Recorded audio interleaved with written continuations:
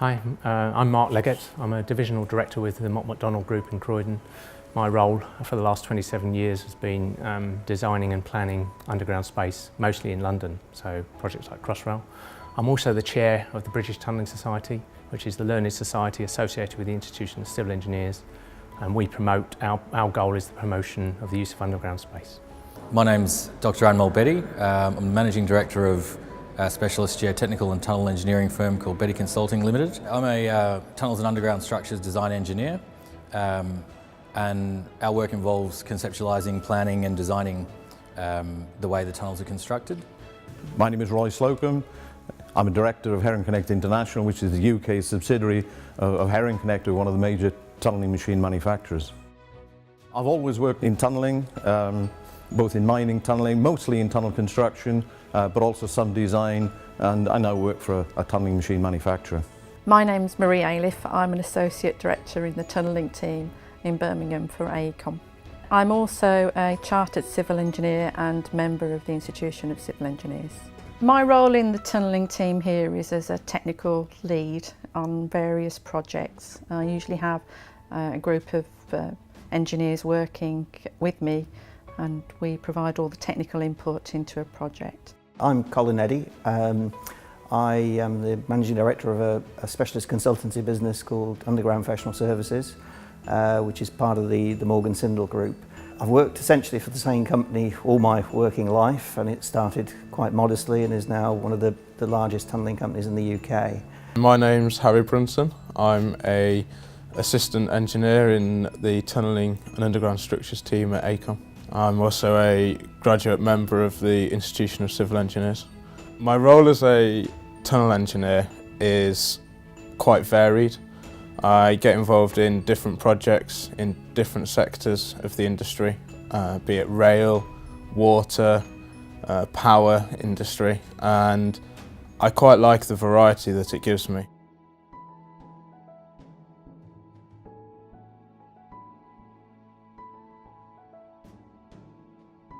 As more and more of the world's population end up in really big cities, then there's a growing need for tunnels for both utilities, for supply, sewage and the like, and also for the movement of people.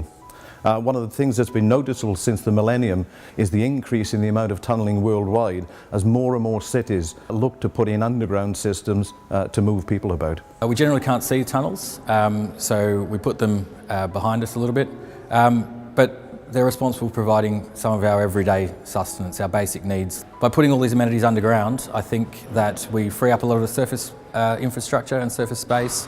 So in my opinion, I don't think cities would be as vibrant and as unique as they are without tunnels carrying our daily infrastructure.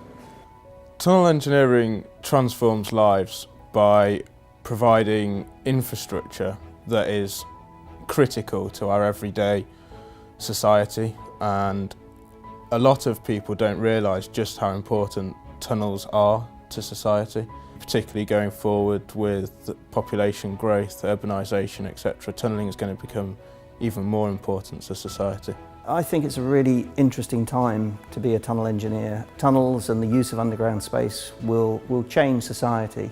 I genuinely believe that. New methods, new machinery, new materials will absolutely revolutionise the use of underground space. I think tunnels are really important to the way we live our modern lives.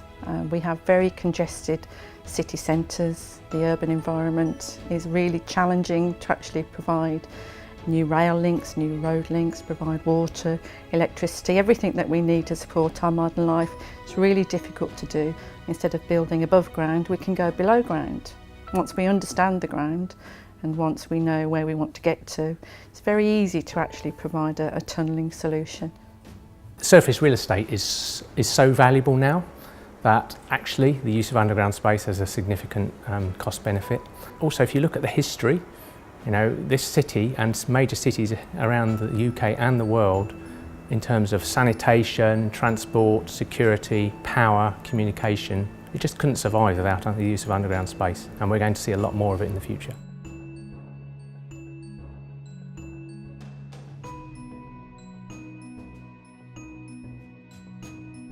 What I really enjoy about my job is the variety. It changes from week to week. We have problems to solve on a daily basis.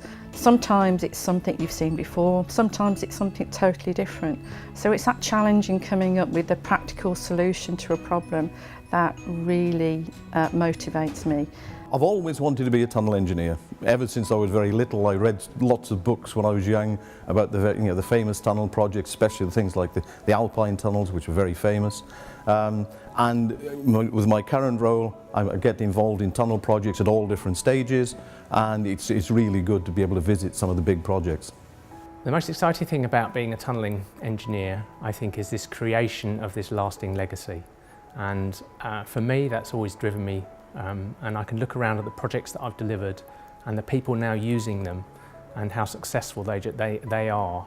And that's really exciting. And that's, you look back and you've left something useful behind.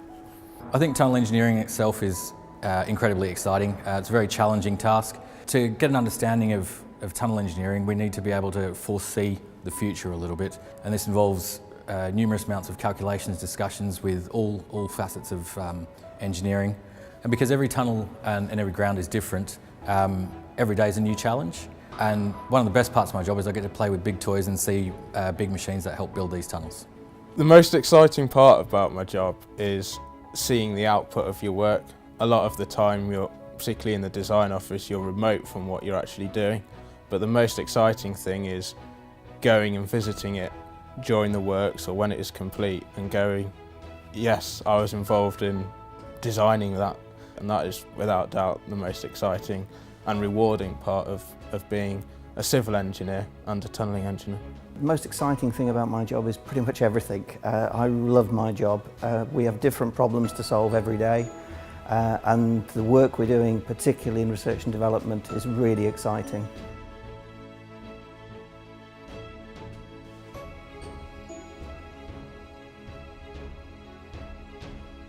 I've always wanted to be a tunnel engineer. I've always thought it fascinating. It's real heavy engineering, and it's what I've always wanted to do. One of the taglines of the Institution of Civil Engineers says, when you understand civil engineering, you look at the world differently. I'd rephrase that to say, when you understand engineering, then you look at everything in a very different way. I knew when I was doing my A-levels that I liked maths and sciences. I liked solving problems. I liked being outdoors. All those sorts of things that appealed to me. But I really didn't have an idea about being an engineer at that time. But I did have a very good friend whose father was a structural engineer, and he encouraged me to think about engineering as a career choice, although nobody in my school had actually been a civil engineer.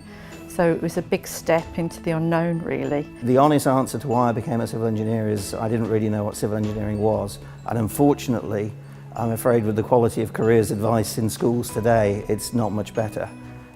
So I think we have a real challenge to go into schools and show young kids exactly how exciting engineering can be and what an absolutely great career civil engineering and tunnelling can be. And the good thing about all of the projects that I've worked on, they genuinely have made the planet a better place. I became a civil engineer because I really like a challenge, and civil engineering is all about problem solving. Every day is a different day. When you come in, you might have a different challenge to solve, and that is what I really like about civil engineering. I became a civil engineer because I wanted to do something practical, something I can see delivered on the ground.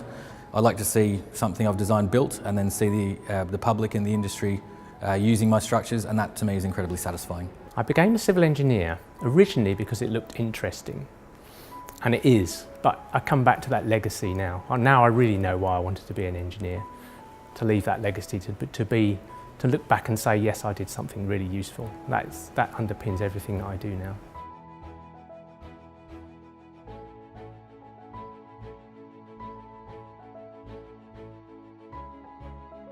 This new tunnel exhibition, which is opening up at the ICE, in my view is very beneficial for the public, namely because we can't see tunnels. So a lot of us don't really understand the technicalities of tunnelling, we just use the hole in the ground. I think this will open up people's eyes into the complexities of tunnelling, the intricacies of tunnelling, and what they provide for us as a community in general. Hopefully this exhibition will make a big increase in the people's knowledge about tunnelling. One of the problems with tunnelling is that people just don't understand or don't know what's going on beneath their feet. And therefore an exhibition like this, I think, will broaden people's knowledge and make them more aware of how much tunnelling goes on in the country. I think the planned exhibition is a marvellous idea. When people get involved with tunnelling or have an insight into tunnelling, they get really excited, and in fact few people that join the industry or have contact with it leave it, because it just gets into their blood.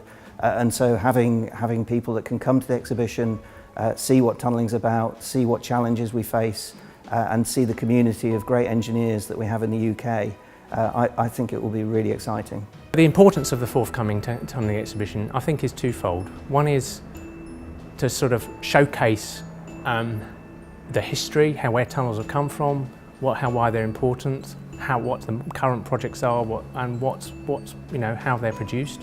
But I think also to demonstrate to people that there's a living world underneath their feet. This great city would not work without this underground infrastructure, and this is becoming more and more true of many cities, not just in the UK but globally. So we're going to see a lot more use of underground space.